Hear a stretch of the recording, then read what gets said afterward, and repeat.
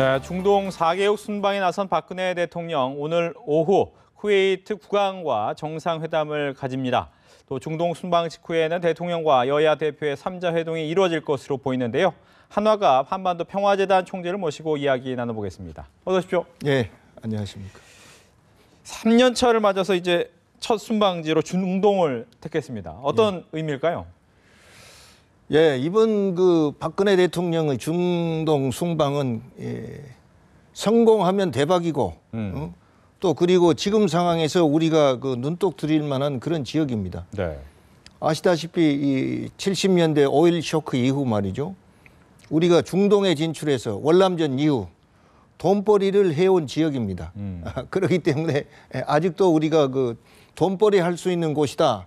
이런 생각이 잠재되어 있고, 네. 또 잘하면 아무리 이 석유값이 내려가서 이제 그쪽에 오일 모니가 좀 퇴조했다 하더라도 우리 그 경제인들이 진출하기에는 아주 매력적인 곳이다. 그래서 박근혜 대통령이 이번 중동 경제 외교, 실질적으로 경제 외교입니다. 에 성공해야 작년부터 시작한 경제 3개년 계획, 그 발전 계획을 실행하는데 이 박차를 가할 수 있을 것입니다. 그러니까 이번에는 반드시 성공해야 되는 그런 경제 돈벌이 여행이다. 저는 그렇게 생각합니다. 알겠습니다. 대통령 같은 경우에는 이제 뭐 그 전에 있는 대통령도 그렇지만 해외 순방을 좀 자주 나가긴 나갑니다. 어떤 의미를 보통 갖습니까? 나가면? 해외 순방은 필요성에 의해서 그런 거죠. 안보적인 측면, 또는 통상적인 측면, 또 이 중동도 뭐 통상이라고 할 수 있지만 여기는 이제 이 돈벌이 할 수 있는 측면, 건설이라든지 프렌트 수출 이런데 앞으로 우리가 또 그리고 아랍에미레이트인가 무슨 병원을 서울대학교 병원에서 대리 경영하고 있지 않습니까? 그러니까 우리 보건 한류 이런 것을 전파하는데도 이제 박차를 가할 수 있고 앞으로 우리가 잘하면은 이 IT 산업이나 이건 대통령도 그 얘기 하셨습니다. 이 제조업 분야에서 말이죠. 중동에 진출할 수 있는 그런 계기를 마련할 수도 있습니다. 그리고 이번에 보니까 경제인들이 116명이나 갔더라고요. 많이 갔더라고요. 그래 돈벌이가 되니까 찾아 나선 거죠. 알겠습니다. 대통령이 이제 귀국하면 여야 대표와 한번 이야기하자. 물론 이제 여야 대표가 좀 성과를 설명해 주십시오 하니까 그러겠습니다. 이렇게 얘기를 했단 말이죠. 이 부분은 어떻게 봐야 될까요? 그건 과거 이 전 정권에서요. 하나의 관례입니다. 그렇잖아요. 대통령이 해외 순방하고 오면은 이 국가 중요 기관의 이 국회의장이라든지 대법원장이라든지 그 여야 대표들 청와대에 초청해서 그 외교 관계 심지어 종교 대표자들한테까지도 그 외교 성과를 설명했습니다. 그런데 제 기억으로는 박근혜 대통령이 그런 예가 거의 없었던 거 아닌가 싶어요. 그렇기 때문에 그렇게 하는 것은 넓게 보면 국민에 대한 예우고 또 좁게 보면은 이 야당 대표나 또는 각 기관의 장을 통해서 국민들에게 그 성과를 전달하는 그런 효과가 있죠. 그러니까 대통령이 이 해외 순방하고 와서 이런 모임을 갖는 것은 극히 자연스러운 일이다. 저는 그렇게 생각합니다. 알겠습니다. 이제 뭐 최근에 있었던 어떻게 보면 비서실장의 임명을 통해서 여러 가지 얘기를 많이 하고 있는데 이병기 실장 같은 경우에 좀 소통에 대해서 활발하게 나서는 모습을 보여주고 있고 오늘 오후에도 또 여야 대표를 연쇄 예방할 것이다. 이런 보도도 나왔습니다. 어떤 행보라고 보십니까? 이 행보 자체는? 아침 조간 신문을 보니까 이병기 비서실장에 대한 이 찬성보다는 반대가 많더라고요. 그러나 저는 개인적으로 평하자면은 박근혜 대통령 취임 이래 가장 잘된 인사다. 감히 전 그 생각을 합니다. 왜 그렇습니까? 왜 그러냐면요. 이병기 실장은 여러 면의 경험이 많아요. 국정 운영에 참여해가지고 많은 경험을 쌓았어요. 그러니까 권력의 핵인 청와대에서 대통령을 보좌함으로써 말이죠. 과거에 자기가 쌓아오는 그런 실력이나 경험을 지혜를 활용할 수 있다고 봅니다. 그리고 뭐 취임하자마자 여당 대표나 또는 원내대표 또는 여야 대표 순방 이런 것도 극히 자연스러운 것이고 이제는 이 비서실장이 말이죠. 과거는 어쩐지 모르지만 우리 인상은 대통령한테 허가 맞고 움직이는 이런 비서실장이 아니라 이건 대통령한테 보탬이 된다면 스스로 나서서 보탬이 되게 만드는 그런 적극적인 능동적인 그런 실장이 돼야 되는데 그런 면에 이병기 실장이 저는 모든 이 여건을 갖추고 있다. 그래서 앞으로 잘 할 걸로 기대하고 정말 기대하고 있습니다. 네. 예. 비서실장에 대해서 어떻게 보면 많은 분들과는 다르게 약간 호의적인 이제 평가를 해주셨는데 예. 그렇다면 이제 정무특보는 어떻습니까? 지금 현역 의원 3명이 들어가면서 여러분 예. 비판이 좀 많습니다. 예, 결국 이 우리 법에 말이죠. 네. 국회의원은 무엇을 겸직 못한다. 대통령이 정무특보 겸직 못한다. 이런 것이 있다면 모르겠어요. 네. 그래 없으면은 이 대통령은 이 국정을 수행하는데 필요한 사람을 언제든지 쓸 수가 있는 거죠. 그리고 이 여당 의원은 이 의회가 행정부를 견제하는데 거기 참여한 국회의원도 되지만은 네. 여당의 성공을 위해서 함께 힘을 합치는 그런 사람들 아닙니까? 그러니까 대통령을 보좌하는 건 여당 전체가 보좌하는 겁니다. 그런데 다만 지금 처음 일 같아요. 이 국회의원이 이 특별 뭐 보좌관이 된다는 게. 네. 예, 그래서 이 야당에서도 오늘 보니까 그걸 반대하고 그랬던데 뭐 인사는 반대한 사람도 있고 찬성한 사람도 있습니다. 그러나 그 인사를 활용해서 성공하면 잘된 인사가 되는 것이고 네. 성공 못하면은 못된 인사가 되는 거죠. 그러니까 앞으로 저는 개인적으로 볼 작정인데요. 예. 그러나 국회의원이 그런 대통령의 보좌관으로 가는 것은 조금 국회의원의 그런 직무에 대한 말이죠. 뭐랄까 열애적인 그런 이 업무가 아닌가 그런 생각이 듭니다. 네. 예. 그래서 그런지 문재인 대표는 뭐 아예 둘 중에 하나만 선택해라 이런 얘기까지 했단 말이죠. 이건 어떨까요? 야당 정치 공세 뭐든지 할 수 있어요. 네. 예, 그러나 야당이 그러라 한다고 여당이 예 하겠습니다 합니까? 정치 공세죠. 알겠습니다. 문제는 이제 김경재 전 의원 뭐 잘 아시죠? 예. 네, 이번에 홍보 특보로 또 선출이 예, 예. 됐습니다. 어떤 의미입니까? 저는 지난 대선 때 김경재 특보가 거기 새누리당에 들어가서 네. 전국을 다니면서 선거운동 했잖아요. 예, 그런 면에서 농공 행상에 대한 이 대접을 받는 그런 면도 있을 것이고 뭐 그렇게 큰 자리는 아니지만 말이죠. 그리고 김경재 전 의원은 말이죠. 노무현 대통령 때도 대선 대책위원회에서 이 홍보위원장을 했습니다. 네. 예, 그래서 그 계통에는 거의 전문가라고 말할 수 있죠. 예. 어떻게 보면 잘된 선택인 것 같다라고 보시는 겁니까? 예, 저는 그렇게 봅니다. 예. 알겠습니다. 이 가운데 이제 어떻게 보면 야권의 지지세가 상당히 올라갔습니다. 당 지지율도 좀 올라가는 모양새고 또 예. 문재인 대표의 지지율 역시도 상당히 상승하고 있는 모습입니다. 왜 그럴까요? 그건 국민들이 그렇게 지지해 주니까 그렇죠. 네. 그런데 저는 그 지지율이 올라간 것 이 종편에서도 여러분들이 와서 분석하고 그러십니다. 예. 근데 그렇게 말입니다. 복잡하게 이 생각할 겨를 없어요. 예. 지지할 때는 이 사람이 말이요 전하고 달라졌구나. 그래 이대로 가면 괜찮겠네 하면 지지가 늘어난 것이고. 네. 뭐 옛날하고 다를 거 하나도 없네. 이러면은 지지가 안 올라간 겁니다. 근데 이 문재인 대표가 지난번 대표 선출 과정에서 네. 전당대회 성과도 있지만은 이 대표 되자마자 첫 작품이 국회를 정상화시켰어요. 예. 그래 야당의 인기는 그렇게 되면 올라갑니다. 왜냐하면 반대하는 야당이 아니니까. 예, 그때는 이 국회 정치가 여야 합의를 이루면은 생산적인 정치로 국민한테 투영이 되니까 좋은 네. 인상을 받는 것이죠. 그리고 야당이 지금까지 국회가 시끄러운 건 야당이 반대해서 못했다 이런 인상을 국민들이 가졌어. 예, 그런데 이제 문재인 대표는 무조건 반대 안 하는구나.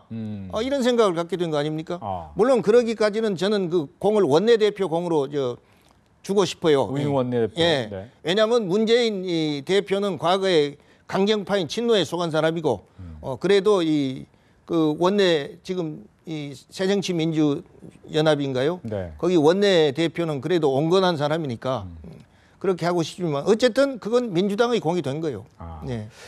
그런데 문제는 뭐 그렇게 어떻게 보면 말씀하신 것처럼 예상 밖에 좀 잘하는 행동 때문에 문재인 네. 대표의 인기가 올라가고 있는데 결국은 지금 어떻게 보면 가장 중요한 자리에는 친노 의원들을 앉히면서 네. 다시 원위치 되는 거 아니냐 이런 네. 비판의 목소리가 안에서 나오더라고요. 이건 네. 어떻습니까?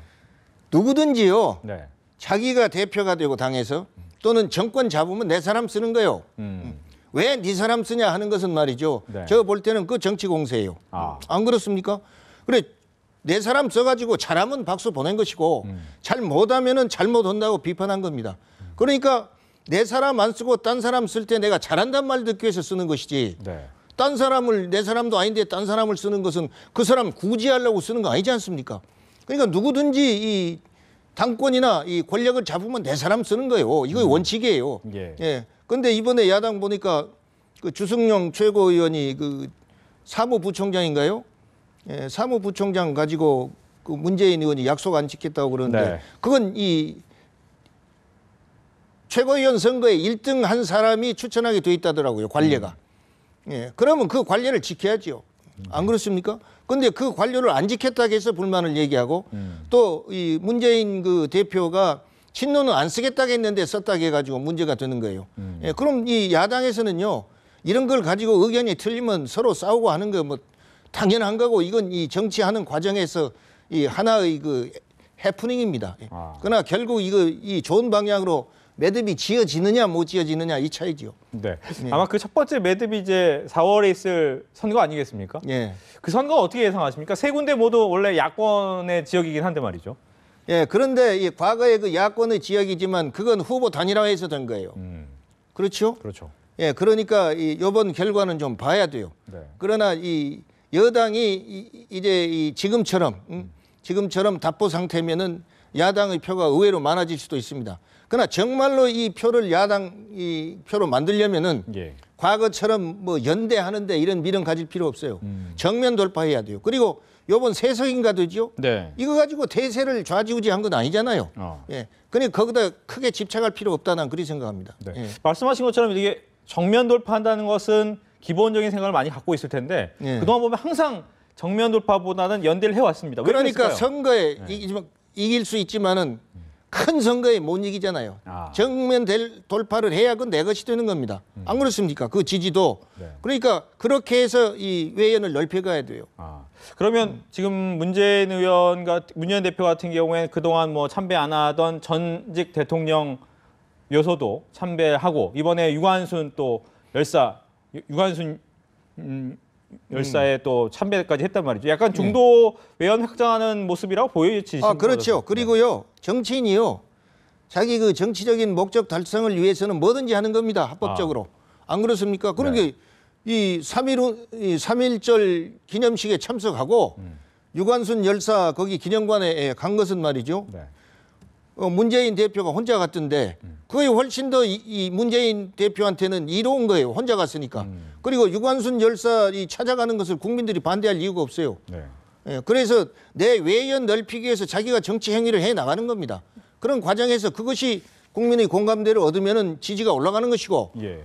빈축을 삼면 내려가는 거 아닙니까? 알겠습니다. 김무성 대표와 서청원 최고위원 새누리당 얘기 좀 해볼 텐데 또 당협협의회 위원장 교체 때문에 얘기가 많습니다. 아무래도 총선이 좀 여러 가지 여야 모두 문제가 되죠. 총선이 있고 없고요. 네. 정당 내에서 이 정치 행위는 이 대립과 타협과 말이죠. 또 이제 양보 이런 거 있을 수 있습니다. 그래 언제든지 그런 대립이 있어요. 네. 안 그래요? 대표는 대표니까 그 계보 추종한 세력이 있을 거 아니요.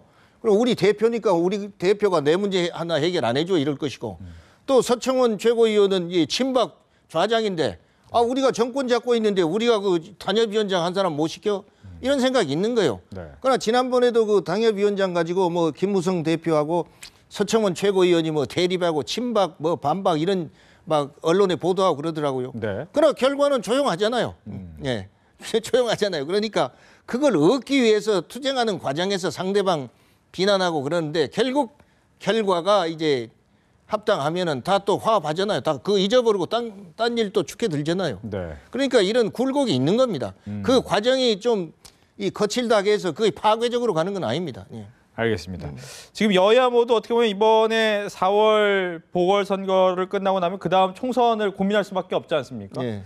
큰 그림을 그려야 될 텐데 새정치민주연합 같은 경우에는 지금 뭐 국민 모임이라든가 아니면 천정배 의원 같은 경우에는 아예 이번 보궐선거에서는 무소속으로 나가면 나가지 새정치연합으로 안 나가겠다 이런 얘기를 하는데 이런 부분이 좀 봉합이 잘 되겠습니까? 천정배 의원이 그랬어요. 전 네. 의원이. 예, 그건요. 네. 제가 볼 때는 이 광주 전남의 정치 기류를 대변한 겁니다. 예. 예. 왜 그러냐면은 이 새정치민주연합에 대해서 과거처럼 우리가 그런 이 지지를 보낼 수 없다 그 얘기예요. 그 유권자의 뜻을 받들다 그 말이에요. 그러니까 나는 무소속으로 갈 망정 안 가겠다 그런 얘기가 나온 것이고 실질적으로 그 자체 내에 그런 움직임이 있다고 내 듣고 있어요.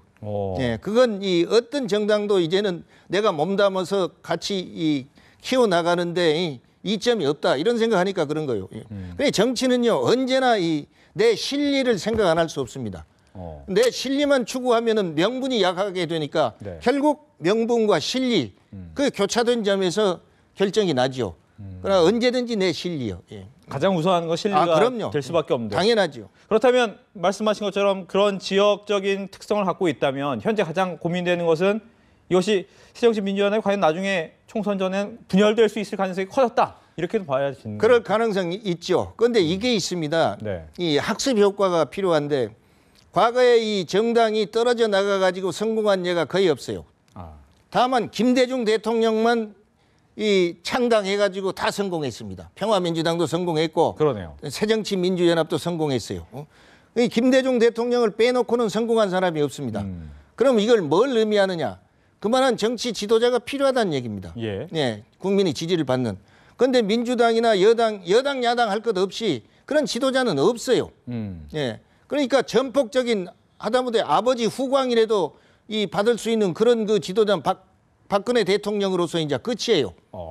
그러니까 모든 지도자들이 전부 이제 이 내려다보면 키가 막 비슷해요. 그러니까 이 국민들이 저는 결정을 해주길 바란 건데 네. 야권에도 그렇지만 여권에도 가는 새 당이 나와야 돼요. 그래서 이 국민 정치 소비자인 국민의 의견을 대변할 수 있는 정치 세력이 늘어나야 돼. 네. 예. 그래서 지금처럼 양당제가 돼가지고 아무리 정치를 국민이 질타하고 나쁘다 해도 말이죠. 제일 나쁜 정당 빼놓고 그 다음 덜 나쁜 정당 투표하게 돼요. 그러니까 내가 지지하고 이 제일 좋은 정당이라고 투표할 정당이 없잖아요. 네. 항상 정치 불만이 계속된 거예요. 그러니까 여기서 정말로 이 국민의 뜻을 받들 수 있는 이런 정당이 나와가지고 국회에 이제 의석을 차지하게 된다면 그것이 시초가 돼서 이 시드머니가 돼가지고 앞으로 커갈 수 있는 겁니다. 그러니까 이제는 국민들은 말입니다. 과거처럼 눈 진칭 감고 도장 찍은 식으로 말이요. 우리는 무슨 당이다. 이런 식으로 투표할 것이 아니라 네. 누가 우리 지역의 대변자로서 적당하냐. 또 그리고 한국 정치 발전을 위해서 더 좋은 정치가 되면 모든 국민이 혜택을 보는 거니까 우리도 혜택을 볼 수 있다. 그러니 더 좋은 정치를 만들기 위해서 투표하자. 네. 이런 운동이 일어나야 됩니다. 예, 그러기 위해서 저는 이 새 당이 나온 것을 환영합니다. 예. 또 한 가지 좀 궁금한 게 이야기를 하셨지만 과거에는 어떻게 보면 삼김이라는 이제 큰 정치인이 있지 않았습니까? 그래서 그 정치인을 중심으로 돌아가기도 하고 잘못된 점을 지적하기도 했는데 지금은 물론 그 삼김이라는 거목 때문에 지역적으로 좀 나뉘기는 했습니다만 또 도움이 되는 부분도 있었단 말이죠. 근데 예. 현재는 이제 그런 정치인이 안 보이는데 예. 안 생기는 겁니까? 아니면 못 생기는 겁니까? 이 정치 지도자는요. 네. 어떻게 보면은 태어난 건데 그냥 가만히 있어서 하루 세 끼 밥 먹고 태어난 거 아닙니다. 예. 모든 이 인간의 오욕칠정과 희로애락을 다 겪으면서 고난을 통해서 피어난 꽃처럼 말이죠. 그렇게 태어났어요. 과거에 그 삼김 이분들 보면은. 네. 그런데 지금은 그런 지도자도 없지만 정치가 이렇습니다. 대통령이 된 계보에서 그 다음 대통령 자리를 이어간 예는 없습니다. 왜냐하면 대통령이 되면 그걸로 목적 달성해서 좋은 정치하길 바라고 모든 사람들이 성공한 대통령 만들기 위해서 노력해야지. 네. 그걸 안 하면은 옆에 끼워주질 않아요. 그러니까 자기가 정치적으로 성장할 수 있는 역량을 기를 틈이 없어요. 자기가 정치적으로 성장하려고 하면은 저놈 나쁜 놈이라고 밟아버려요. 네. 그렇기 때문에 더 좋은 정치인이 나올 수가 없는 겁니다. 네. 안 그렇습니까? 그래서 이제 앞으로 이런 이 평범한 속에서 이 정치인을 길러내야 되는데 어떻게 해야 되느냐? 거기는 민주적인 원칙이 필요합니다. 예, 예를 들면 이 공천을 중앙당에서 해가지고 이 개파 이 수장들이 결정하는 것이 아니라 오픈 프라이머리 해가지고 국민이 결정한다든지. 네. 예, 그렇죠. 예, 이렇게 되는 것이고 그다음에 이 선거 우리 그 선거에 관한 법이 있지만은 이 공천 과정은 말입니다. 중앙선거관리위원회에서 관여 안 하잖아요. 그렇죠. 근데 이런 것도 이제 법적으로 제도화 시켜가지고 이 중앙당에서 마음대로 못하는 이런 거 해야 좋은 정치가 탄생할 수 있는 거 아닙니까? 그래서 이런 이 제도적 소위 새 정치를 할 수 있는 제도를 끌고 간 그 정당이 저는 앞으로 희망이 있다. 예, 그렇게 봅니다. 예. 알겠습니다. 이렇게 해서 정치권 이야기 한화갑 한반도 평화재단 총재와 함께 나눠봤습니다. 오늘 얘기 잘 들었습니다. 네.